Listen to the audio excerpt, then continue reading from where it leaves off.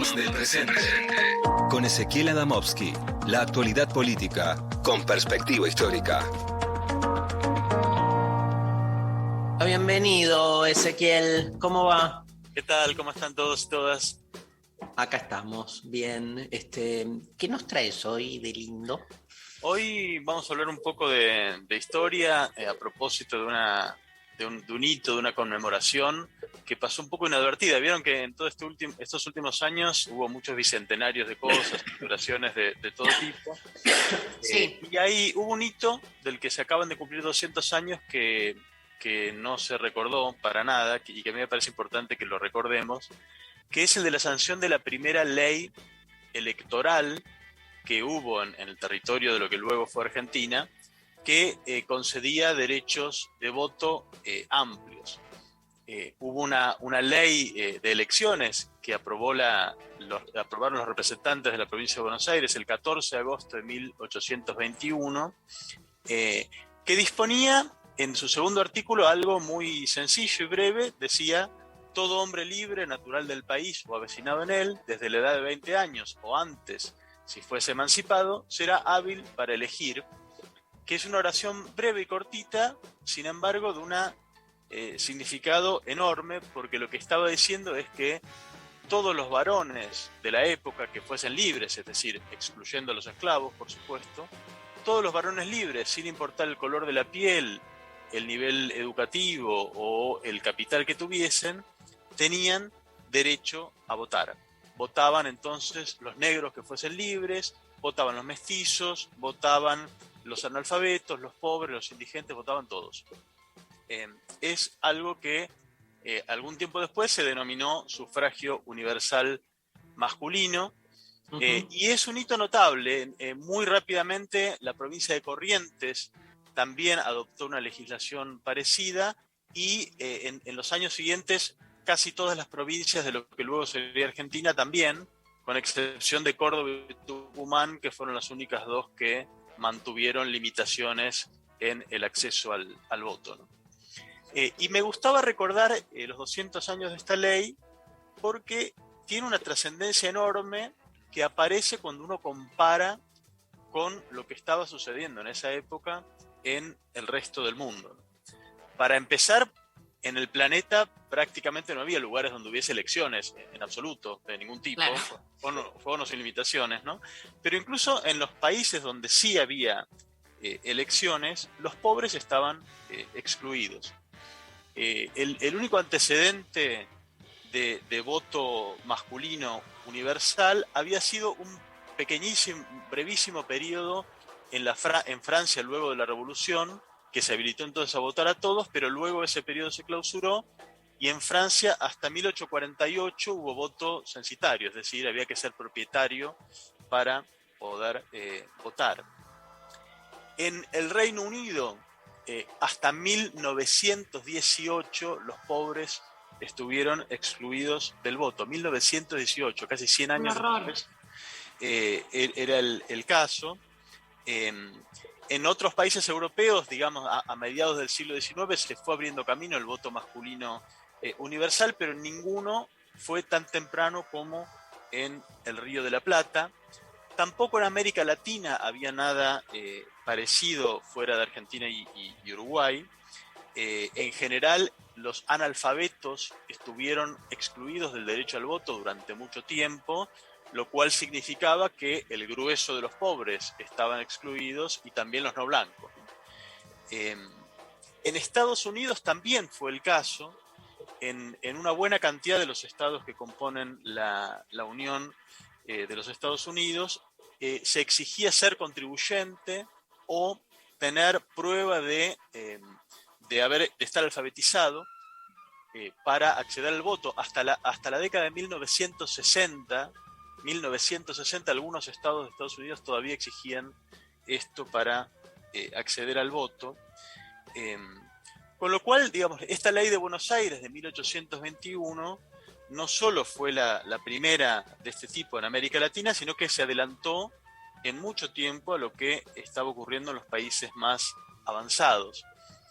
Y es significativo, ¿no? Porque muchas veces se toma el grado de democratización como un índice de modernidad de una sociedad, ¿no? Cuanto más ha avanzado en el camino a la democratización, se entiende que es una sociedad más moderna, y en ese caso, por ese parámetro, habría que concluir que entonces el Río de la Plata era más moderna que las sociedades avanzadas de la época, aunque hay que decir que cuando uno toma la cuestión del voto femenino, ahí se revierte Igual. la cuestión, porque Argentina se trazó bastante en la concesión del voto femenino, por Un comparación. pequeño detalle ese, ¿no? Sí, absolutamente, ¿no? Por eso quería señalarlo.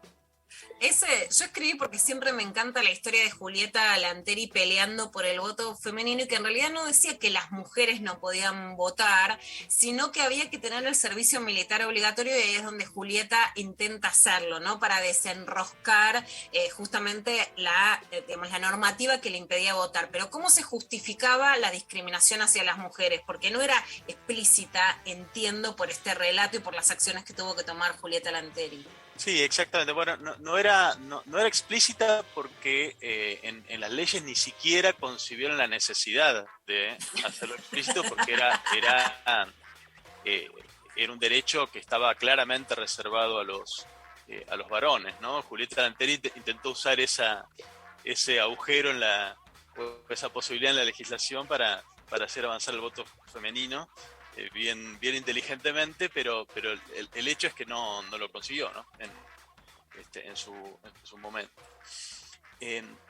Y esta ley tan extraña, tan temprana de voto universal masculino, lo curioso es que fue impulsada por el gobierno de Bernardino Rivadavia, que fue quizás el momento de mayor optimismo del liberalismo argentino cuando estaba surgiendo.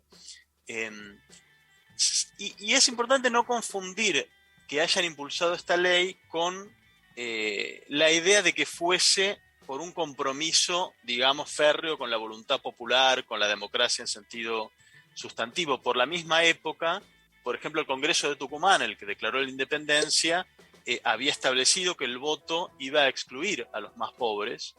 De manera explícita lo dijo. En 1826 hubo un nuevo intento que no prosperó en el mismo sentido de excluir explícitamente a los pobres. Y sabemos por los debates de la Sala de Representantes que aprobó esta ley que en verdad consideraban que los pobres, los indigentes, no tenían capacidad política para participar. No es que confiaran políticamente en ellos, para nada.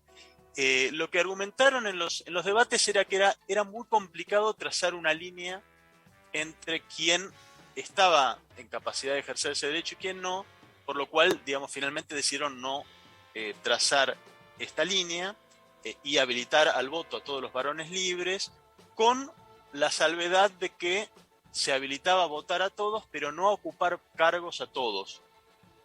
Esa misma ley, cuando dice quién puede presentarse a elecciones, establece que tienen que ser propietarios.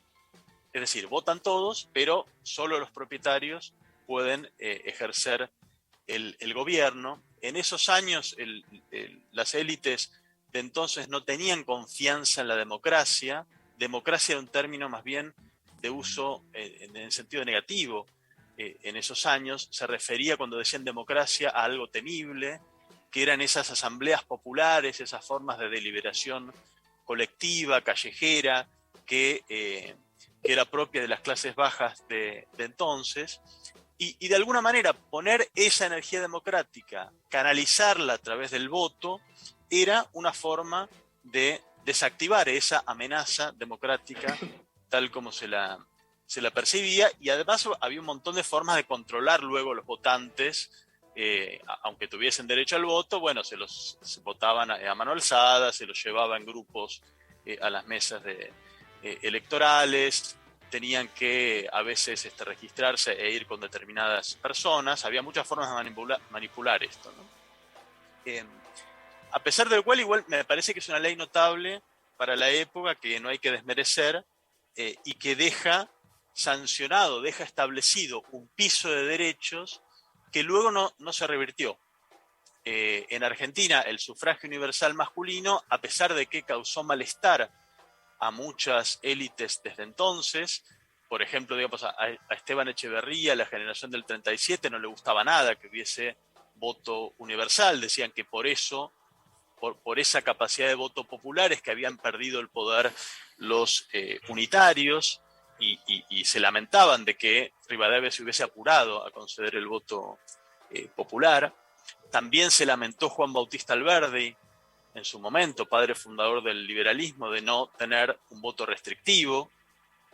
Y también en la generación del 80 hubo varios lamentos de que se viesen forzados a usar el fraude, que era un mecanismo ilegal, justamente porque no tenían la posibilidad de controlar el voto popular de esa manera, ¿no? Así que fue una norma que siempre de alguna forma molestó, porque habilitaba algo que es un rasgo distintivo de nuestra historia y de esta parte del mundo, que es la participación intensa que han tenido las clases bajas en la vida política, desde la independencia en adelante. Esa participación tuvo efectos democratizadores en sentido real, sustantivo, en muchos contextos, ¿no? Es impensable la historia de los avances democráticos, sociales, políticos de este país sin tener en cuenta el peso que tuvo la movilización popular, que muchas veces fue un peso que se impuso más bien en la movilización callejera, en la acción directa, en las huelgas, ¿no? Pero también garantizado por la posibilidad de transferirlo al plano electoral a través del voto, votando gobiernos de un signo más favorable a los intereses populares. No es casual entonces que causara ese malestar el sufragio universal. Sí. Vos sabés que en el desarrollo conceptual que hace Derrida de la idea de democracia, a mí siempre me impactó cuando lo leí por primera vez, porque no entendía por el modo en que lo construye. Él decía, la democracia está siempre por venir, ¿no? Viste que Derrida tiene esa cosa medio literario-teológica en un punto, y el porvenir, después cuando lo lees un poco más, tiene que ver con que uno nunca puede como descansarse en que la democracia de su tiempo esté realizada, sino que ser democrático es estar alerta para poder visualizar quiénes son los actuales excluidos, porque siempre el sistema excluye, ¿no? Digo, la ampliación de derechos no termina porque hasta diría las transformaciones materiales de la sociedad hacen que aparezcan nuevas demandas, nuevas necesidades. Entonces, digo, nunca una democracia está lista, sino que siempre está en movimiento y siempre está por venir de alguna manera como inspirando o convocando a ir en busca de esos otros que quedan afuera. Y escuchándote, la historia de la democracia argentina es una historia así como permanente de ampliación de derechos, ¿no? Época por época vas viendo un poco ese movimiento. Sí, absolutamente, porque ese es un poco el sentido original del término democracia, que en la antigua Grecia aludía al gobierno del pueblo. En épocas modernas eso lo tradujimos en una manera de organizar la designación de funcionarios, que no es lo mismo, es otra cosa, ¿no? Se puede acercar más o menos al gobierno del pueblo, pero sin dudas no es lo mismo, y como bien decís, deja sistemáticamente afuera porciones importantes de lo que es el sentido inicial de ese término, que es el autogobierno, la capacidad de definir cómo queremos vivir en todos los planos de nuestra vida, no solo, además, en los planos que permite la potestad claro. de los funcionarios, ¿no? Democracia significa vivir en todos los planos de acuerdo a cómo queramos vivir como pueblo. Sabés que la consigna de hoy es ¿qué personaje que no es de la política te gustaría que participe de la política, ¿no? Estamos a partir de algunos casos que no importa ahora, pero que estuvimos tocando. Y yo pensaba también, en relación a esto, digamos, ¿quiénes serán los nuevos participantes de la democracia? En el sentido de que en estos últimos 10 años, bueno, se bajó la edad de participación electoral, ¿no? Digo, ¿quiénes serán esos nuevos sujetos de derecho? Y no solo en lo electoral, pienso en el mundo animal, por ejemplo, pienso en los niños también, ¿no? Porque de algún modo esa extensión a los 16 años digamos, no tiene por qué ser un punto final, ¿no? Y cosas por el estilo, digo, también lo interesante de las otredades es que en el momento no las visualizás tampoco, entonces no es que podés tener claro, pero siempre pienso eso, dentro de 100 años, ¿no? ¿Cómo será? ¿Quiénes serán los participantes si hay? ¿No? El mundo muerto ya en 100 Bueno, años, pero sí. pero por ahí, vota el COVID, al revés. Y también está el tema de cómo van fluctuando los entusiasmos, ¿no? Hay grandes periodos en los cuales, ahora parece que estamos entrando, me parece, en uno, predomina un poco el desánimo y mucha gente se aleja de la participación, no pierde intensidad de la democracia, y otros periodos que por el contrario hay un horizonte, digamos, de cambios posibles que se perciben como cercanos, al alcance de la mano, que hace que se entusiasme mucho más personas y tengan una participación mucho más activa, mucho más involucrada en la vida democrática. Esta ley, la historia de esta ley me gustaba un poco entonces traerla para recordarla por su importancia y también por esto que decimos, ¿no? Por las limitaciones que tiene la propia democracia como horizonte y por los riesgos que también la acechan. ¿Se acuerdan que en estos últimos años vimos en los medios de comunicación, por ejemplo, instalarse de nuevo debates sobre la necesidad de volver al voto calificado, ¿no? Tremendo. Dicha a veces por algún cantante, algún actor que están un poco desquiciados. El dato significativo no es tanto que haya desquiciados que digan esto, sino que eso tenga lugar en la prensa como si fuese un debate digno de tener en el año 2021, ¿no? Volver al voto calificado. Ni siquiera volver, porque acá nunca lo tuvimos, en verdad. Retroceder al voto calificado como un debate legítimo de dar, e incluso hemos visto también en estos últimos tiempos de parte de esos liberales autoritarios autodenominados libertarios, que a veces tienen problemas para definirse públicamente a favor de la democracia como modo de gobierno, o incluso como comentamos en una columna hace algún tiempo, que están llamando abiertamente a deslegitimar la democracia como forma de gobierno. Interesante entonces me parecía retomar esta historia y poner el valor que tiene esta tradición democrática tan poderosa y tan temprana que hemos tenido en nuestro país. Buenísimo. Gracias, Ezequiel. Fascinante, ¿no? Soy fan. Aparte, yo soy fan de la historia, sí, con lo cual, viste que Ezequiel le esquiva a veces a la historia. Acá fanáticos, acá estamos, pero nos encanta. Imagina que les iba a hacer un pedido. Yo quiero la historia de los libertarios y de la libertad, la verdadera o falsa. Verdadero o falso, ahí está. Vamos a ver si podemos. Viste cómo somos las deseantes, no nos callamos nada, viste, pedimos todo. Un poquito más. Sí. Quizás llegue.